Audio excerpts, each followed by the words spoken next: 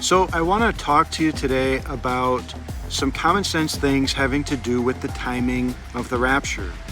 And you may have thought of this before, maybe you haven't, but I wanted to bring it to your attention because this is something that I think of often, and it really grounds me in my view of a midweek rapture, and it makes the most common sense to me. And it has to do with Satan's kingdom and his authority in this earthly realm, and the way he currently operates, and the time when that will end for him. So we know that Jesus, when he was tempted, when he was on the earth, he was tempted by the devil. And one of the temptations was that Satan took him up to a high mountain and showed him all the kingdoms of the world and the glory of them. And he told Jesus, if you bow down and worship me, I will give this to you. For it was handed over to me, and to whomsoever I will, I give it. So that was a real temptation. And Satan does currently have authority over the kingdoms of the world in a spiritual sense. And so that's a reality. And this is why Paul, later on, Paul says in 2 Corinthians chapter 4, that Satan is the god of this age. And then we go over to Hebrews chapter 2, and we see that it says that Satan currently holds the power of death, or authority over physical death, which he does. The reason that Christians are still in the grave today, after all these years, the Old Testament saints are still in the grave, the reason is because Satan is holding them there.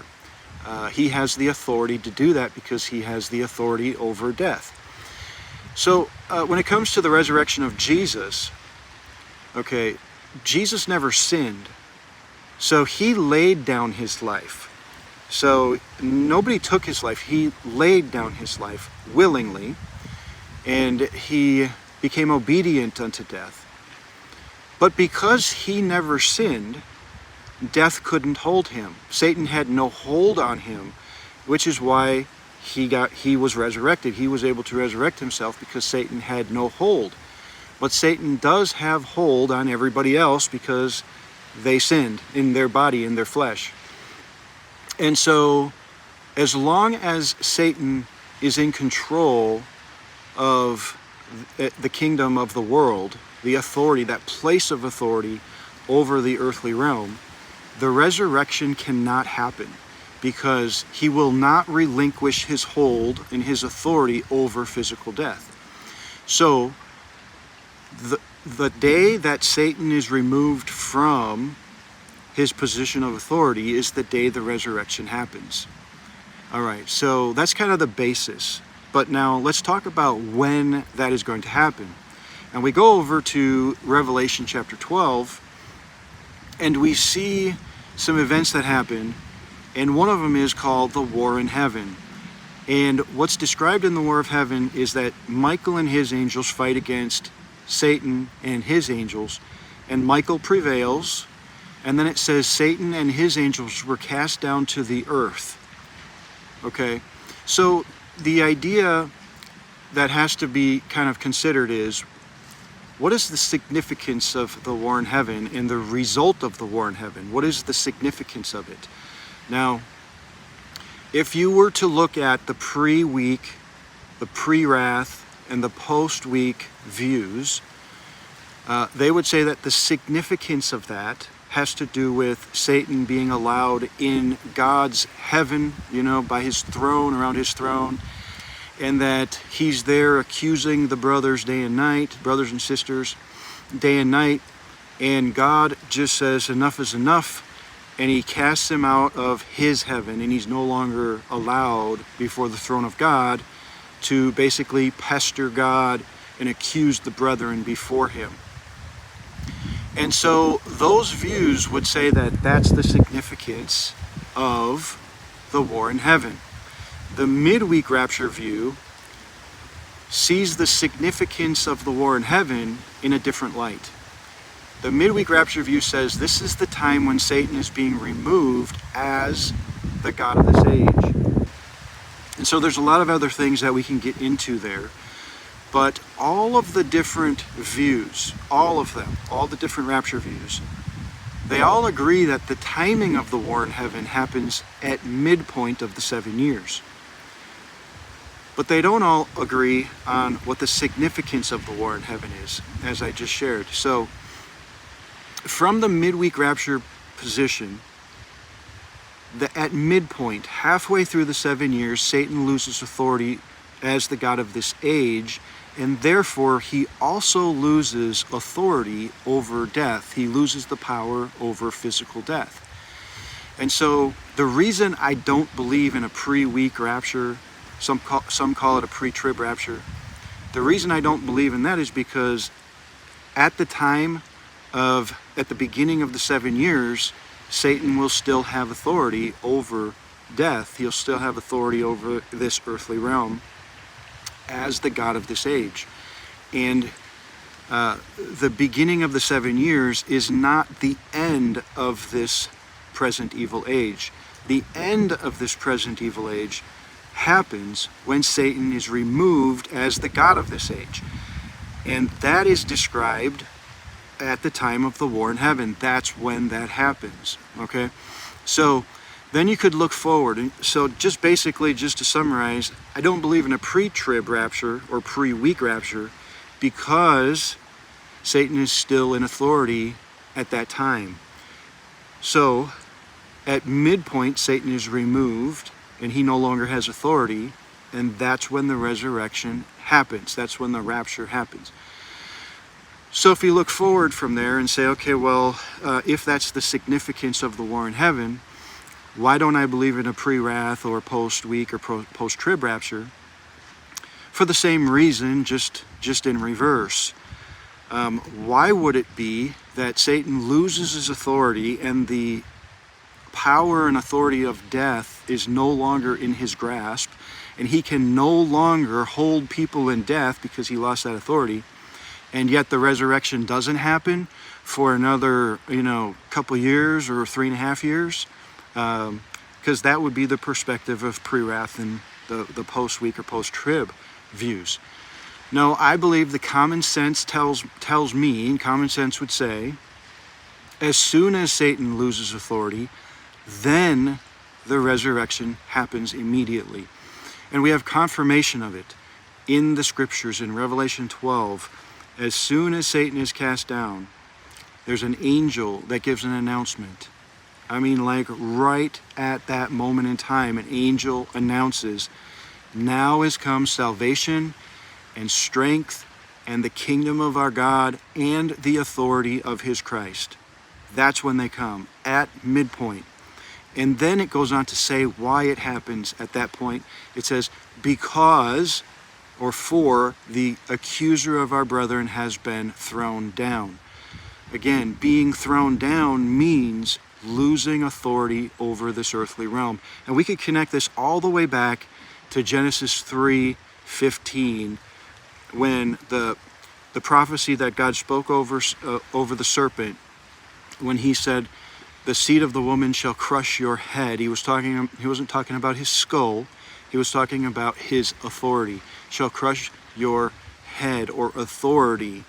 So God acknowledged that Satan had authority in the earthly realm in that verse.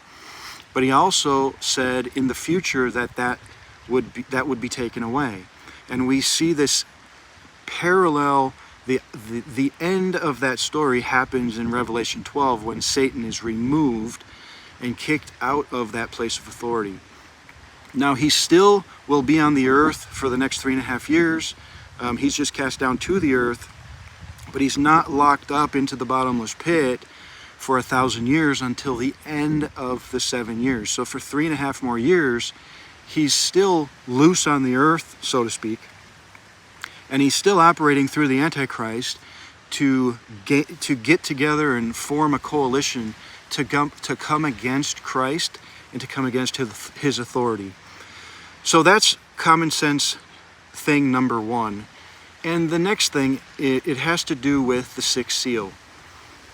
And this is really a really important one to me, because this is the reason why I switched from the pre-week, pre-trib view to the midweek view. Initially, this is what it was. And it had to do with the stars of heaven that fell to the earth. And it says, as an untimely fig or an unripe fig falls to the ground by a shaking of a mighty wind. Now, a lot of people will say that those stars that fall to the ground are nothing more than just meteors entering into our atmosphere and burning up, and they look like shooting stars, or some sort of a celestial disturbance or something like that. But Isaiah 34 verse 4 tells us what those stars are and what the significance of those stars are. Because in Isaiah 34 verse 4 it says, the hosts of heaven fell. And the word host there is talking about angelic armies, like the Lord of hosts. Is talking about beings, in this case spiritual beings or angelic beings. So Isaiah says the hosts of heaven fell, and then uses the same description as a falling fig from a fig tree. And it also uses the same description, saying the heavens departed like a scroll. That's what it says in Isaiah 34. That's what it says in Revelation chapter 6. The heavens departed as a scroll. The only thing is in Isaiah 34, we are given a lot more descriptive language that this is talking about the day of the Lord. And when we pair that with what it says in Revelation 6, it says that all the people of the earth hide themselves in the dens and in the rocks of the mountains because they're afraid of him who sits on the throne and from the wrath of the Lamb. Now that when it says the wrath of the Lamb, it's talking about this is the time of the day of the Lord. So the Isaiah 34 prophecy is the same thing as the sixth seal prophecy. But Isaiah informs us that the stars of John's sixth seal are actually angels, angels that are being cast down or being removed from their place in the heavens. And so if the sixth seal, if that's what it's talking about, that those stars are actually angels, then what that means is that the sixth seal happens in conjunction with the war in heaven, because that's when Satan and his angels are cast down. And since everybody agrees that the war in heaven is a midweek event, that means that the sixth seal is a midweek event, and that means that Jesus appears to the whole world, because all of the people of the world, it says right there, all the people of the world see him and they hide in fear. So we have the appearing of Jesus happening at midpoint. Okay, the only view of the rapture that can justify that happening at midpoint is the midweek view. The pre-week or pre-trib view cannot have Jesus appearing to the whole world at midpoint. The pre-wrath view can't have that happening at midpoint, and the post-trib or post-week view cannot have that happening at the midpoint, and yet that's when it's happening. Okay, so these are some common sense things. We're going to talk more about all these things. It takes some time. Once you get some of these foundational things down and in place, and you become comfortable with the idea of these things. And this sometimes takes some time. I know it did with me the first time I saw some of these things. I wrestled with them, but eventually the scriptures won me over. And the common sense of the scriptures won me over. And I gave in to what the scriptures were saying. And this is, what we hope to do, right? And so once that settles in, then there's a lot of other questions. Okay, if those things are accurate, then how do you handle all the other scriptures? And how does this all fit together in that light, in that way?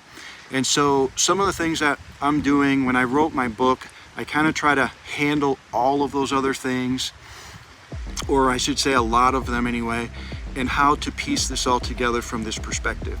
So as you know, I am putting together videos for every chapter in my book. There's 40 chapters, and I'm going to be explaining all of these things throughout the next year in those videos. So I hope you'll stick with me, subscribe to the channel, hit the notification bell, and stick with me. And as we go through all this information together, I'm looking forward to sharing these things with you. Thank you for joining me today, and we'll see you on the next video.